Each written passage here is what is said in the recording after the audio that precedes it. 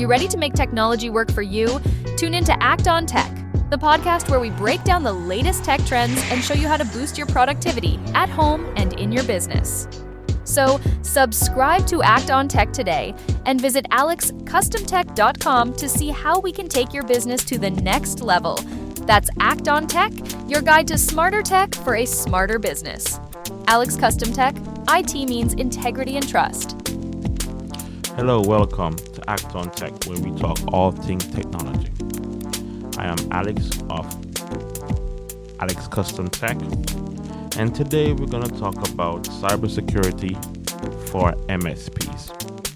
Now, I may have gotten too big for my britches the last time when I was talking about the last episode.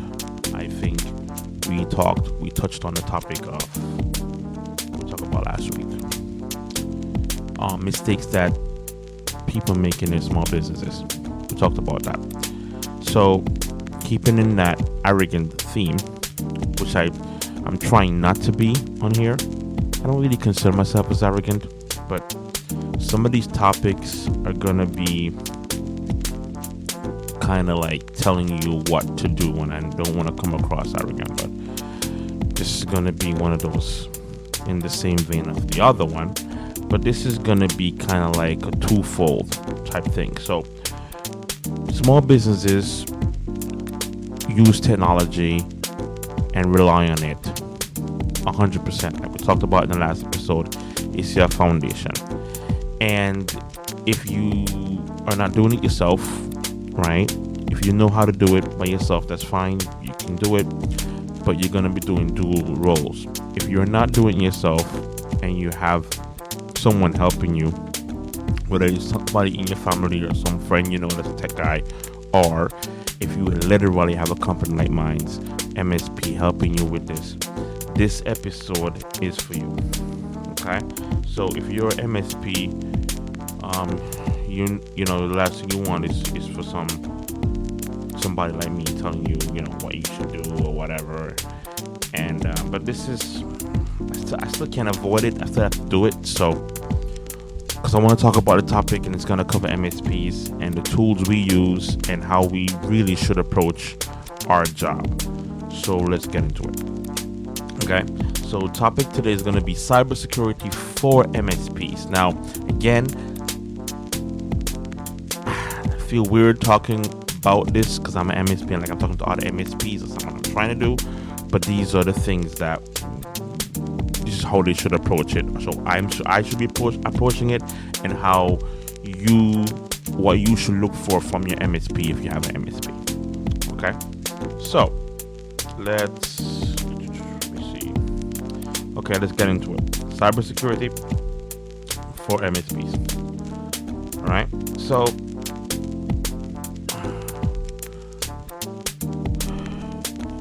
if you're an MSP or work with one, like we talked about as a business, MSPs can protect their own system. We have to protect our own systems, right?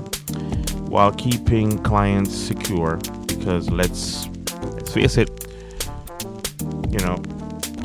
when you manage other people's network, your company becomes a high value target. So basically, what the hackers are doing, they're going after our vendors, and if they get our vendors, they get us, and if they get us, they get all of our clients. So we are the first line of defense, if you will. So we have to bear in mind that that's a strategy they're using, and we have to prepare ourselves for that. So this episode is going to really cover some ideas I have about that. Okay, so MSPs are a front line of defense, like I said, for small to mid-sized businesses, but attackers now know that if they get us and they get a breach, they get all our access and everything that comes down there. So today we're gonna have to break down the security strategies MSP must use, not to just protect our clients, but to protect, us ourselves too, right? From being the next big breach. I hate that. The breaches are getting crazy out here. So let's talk about some terms we're gonna be talking about. So everybody know, if you don't know what an MSP is, it's a managed service provider. What I do, my core business is to seek out clients that have their own business, whether it be like in Pennsylvania, we have a couple of people that do DOT titles, for cars, and registration, that kind of stuff. They have the little shops, the little businesses. I help them manage their networks, accountants, lawyers. I have a dentist office that I manage, and sometimes even mechanic shops. They have computers in there that I have to manage too. And what I do is to make sure that the computers are working, the network is up and reliable. All the mobile devices need to connect to the internet and make sure that works. If there's any updates that the computers or any device in their network needs, it's my job to make sure that is up to date and has the right patches. And I monitor it, and if there's any signs, I'm supposed to kind of have like a preventative approach to it. Each computers normally show signs they're going bad, so I help that. I stop that from happening. So MSP pretty much helps companies with that. Okay. Let's see here. Okay. Yeah, that's the first terminology you're gonna learn today. What an MSP is. So MSP, managed service provider. What I do, I manages your devices in your business, so you don't have to. Okay. And then you can sleep at night, and I make sure that it's secure and you don't get hacked, right? If you follow my prescriptions that I give you, okay? Next terminology we're going to talk about is RMMs. Okay, this is another one for, okay, this doesn't get complicated. So RMMs are remote monitoring and management. So it pretty much is the application that runs on your computer or your server that pipelines back to my office, in a sense, so I can see what's going on with this computer. It kind of lets me know what's going on, and I can remote into it, and I can update stuff. I install software, I can uninstall software. So it's pretty intrusive, in a sense. Maybe that's the wrong word, but it's really in your system, and I have access to that. So if somebody nefarious gets access to that because I dropped the ball, that's a big no-no. So RMM, software used by MSP to monitor and control clients' devices. All right. Privilege escalation. This one is a little bit complicated, but in IT or in file management or anything to do with IT, there's different levels of privilege you can give people. So like you guys will be familiar with, if you use any kind of documents, you might be the one that created the document, owns the document, and then you can share the document with someone, and you can give them the right to only read the document, but they can't make any alterations or change anything. Or you can give somebody rights to read or change the device. So read-write privileges. So it's like a privilege thing. It's a hierarchy. In IT, it kind of goes further. In essence, like with the system, it's not just documents. So people have privileges. They can look at stuff, or they can make changes to stuff, but not everything. Only some things they can change, and this escalates. I think a lot of IT companies too, a lot of MSPs, they'll have tickets. And I mean, all of us have tickets, right? But when you have tickets and the escalation of tickets, so you're the first person to go to like a level 1 tech, and that's like your first service.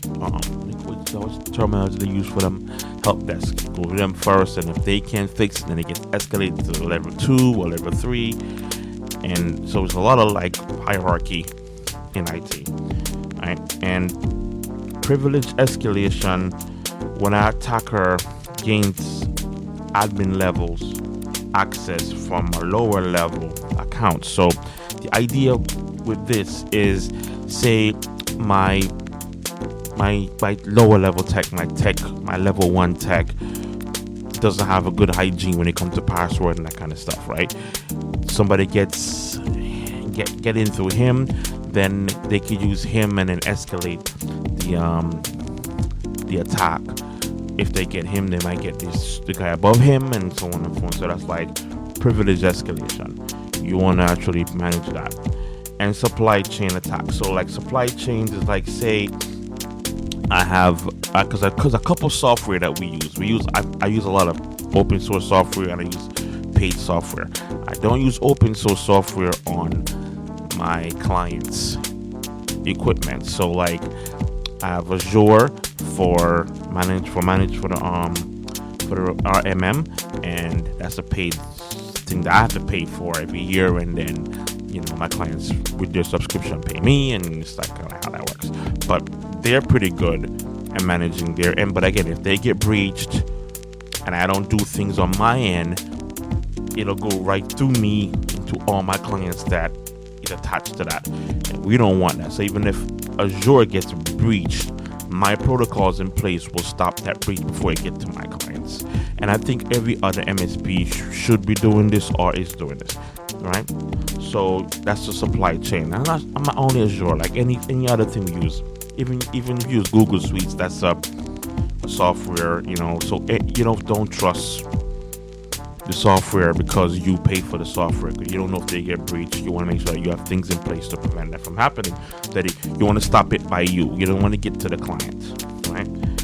And again, this is not just me talking to MSPs, our fellow MSPs. This is when I'm talking to you. If you have an MSP, these are the things you should take into consideration too. This is how you know if they're a good MSP or a bad MSP. If they don't have really good hygiene as far as passwords or any kind of safety things in place amongst themselves, right? Okay, so those are the terminologies we're going to be covering. Main content, why MSPs are high value targets. MSPs hold admin access, backups, emails, and passwords for multiple clients. So like I said, we're the hub. If all my clients are here, if they get a hold of anything in here, right, they'll get all my clients' passwords, all my clients, control of my clients' devices.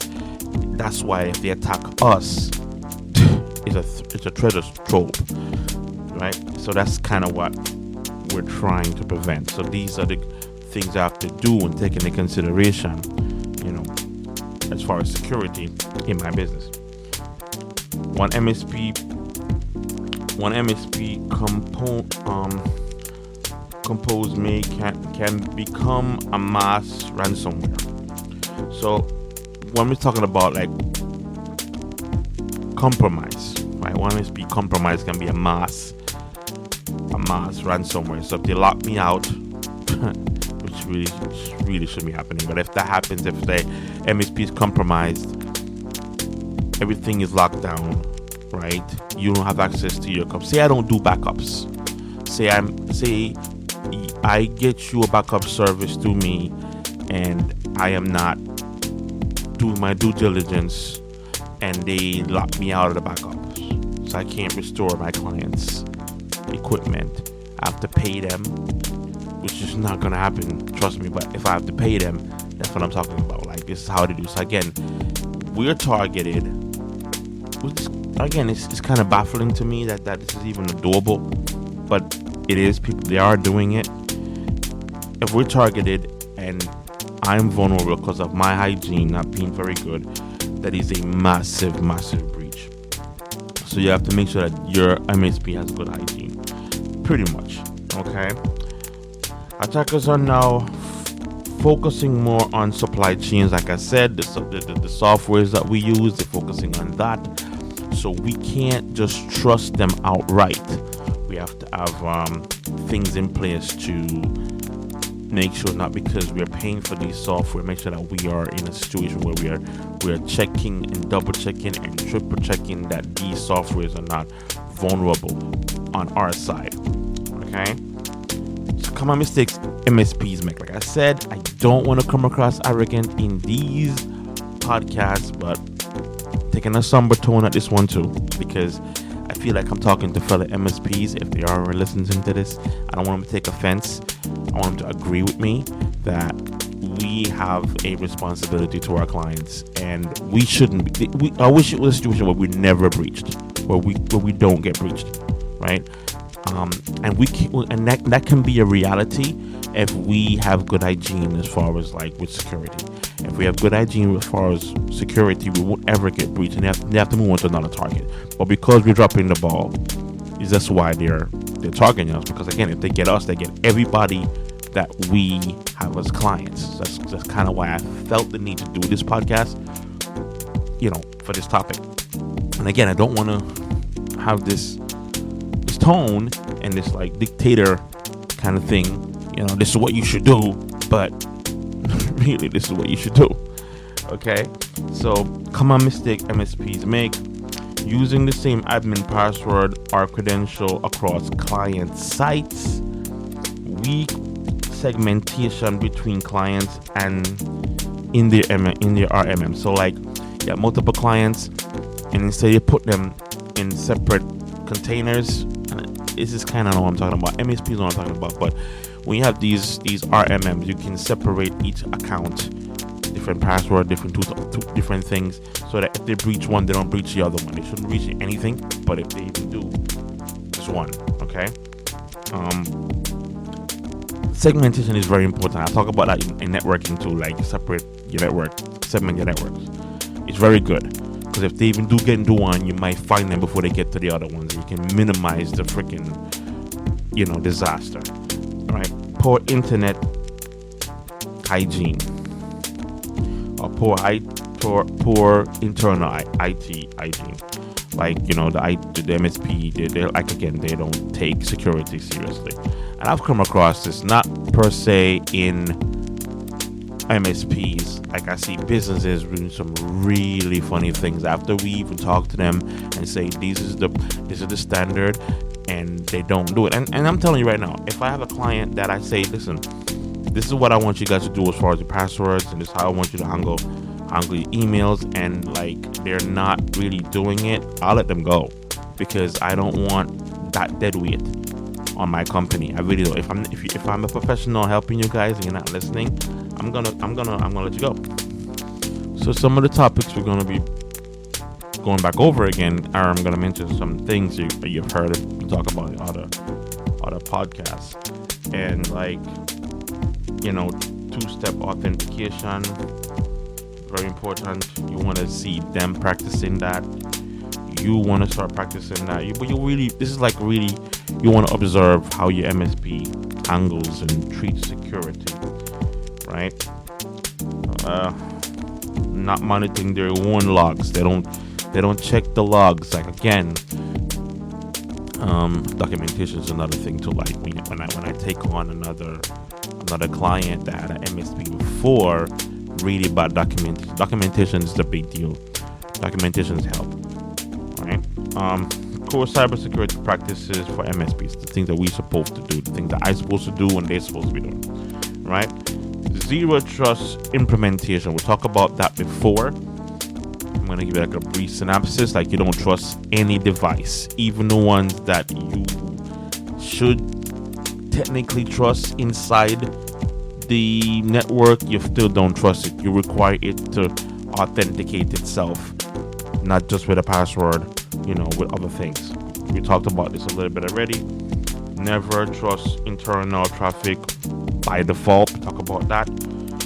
Validate each device and user, especially in a hybrid situation, in a hybrid environment, like they work from home, they're on the street. You have people who go on the street all the time, who make road calls or off-site. You want to make sure that they authenticate. Use uh, multiple factor authentication. We talk about MFA a lot. Every time, do it every time, especially on RMM, like with, if you're using, remote management software, right? Documentation, I may not talk about that, okay? Endpoint detection and responses is known as EDRs, and that's pretty much just deploy EDR not just on client machine but on MSP internal devices, right? I'm not really go into that right now. Use tools that include threat hunting and rollback features, kind of like a backup. Again, I can give it an example. So Windows have this thing where when you update Windows to the new updates, it'll take a timestamp and say, okay, if the update doesn't work, roll back to the previous version. You want that kind of stuff in more than just Windows, other things, right? And again, MSP help you with that. They'll do backups. They'll have like everything cataloged and in a safe place, multiple places, right? If they know what they're doing.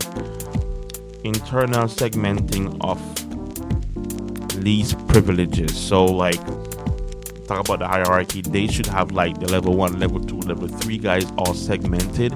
So in case level 1 get hacked, they can shut it down from there and it doesn't go any further. Right? Give each technician the lowest access level needed for their job.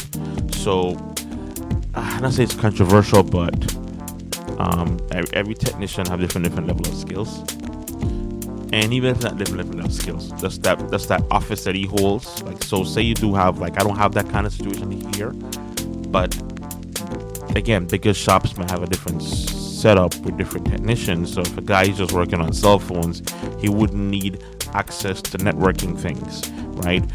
If the guy is only working on desktop Windows computers, he shouldn't have access to Mac stuff or Linux stuff. That just keep him in his wheelhouse, and only things that he needs to operate his particular job he'd have access to. You segment him from everybody else, right? And if there's a breach amongst them, then you exercise disciplinary actions for them. I know this is going to be a long podcast because I'm already at 20 minutes and I'm still rambling on. Okay. Okay. Secure RMM configurations. All right.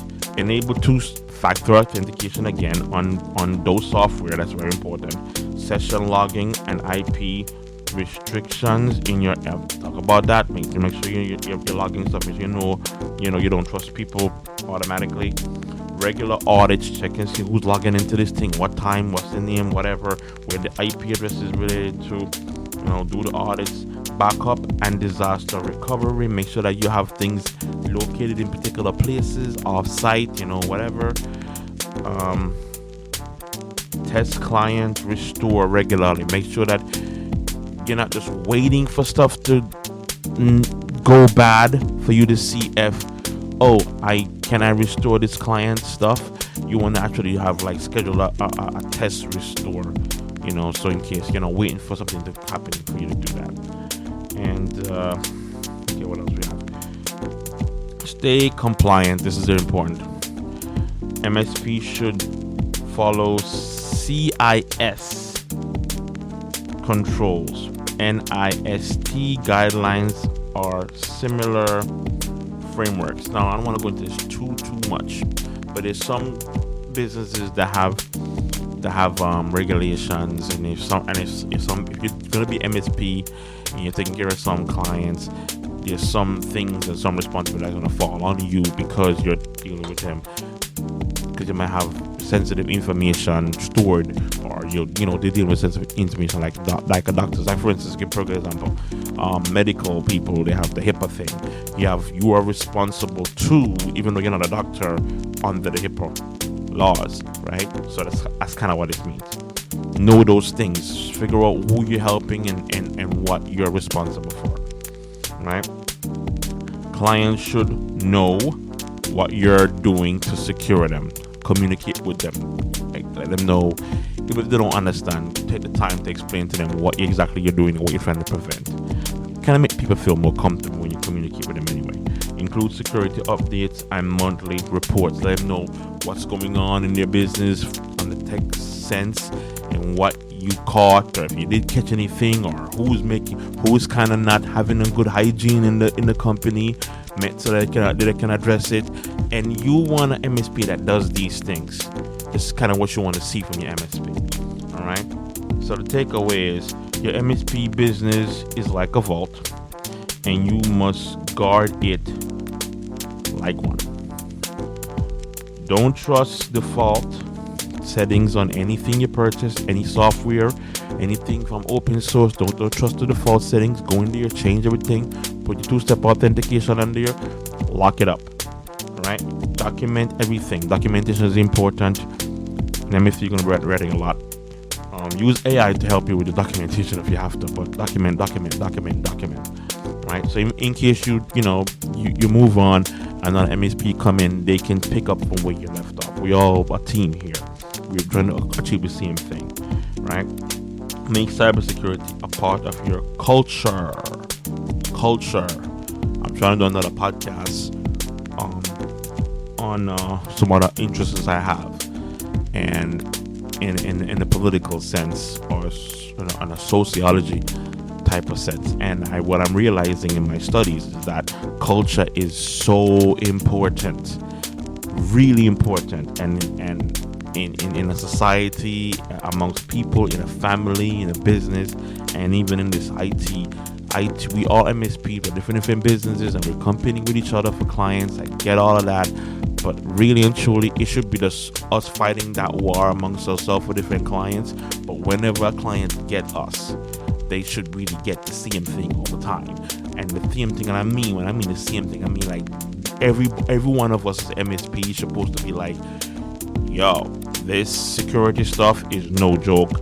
We're not tolerating anything else but the top level of security for ourselves and for you guys, so you can be protected. Again, and anticipate that from an MSP. If you don't see that, you don't see them having that seriousness about security, you probably shouldn't be hiring them. Which is kind of why I'm struggling with this podcast, because I really don't want to have that kind of tone. I remember once listening to a podcast some time back when I listened to podcasts of other companies, and I remember this one guy was talking about MSP startups, and he was saying, and it was like a panel of them, a couple of different guys, and they were talking about, let's have podcasts, talking about MSPs and the struggles we have as MSP providers, and yada yada yada.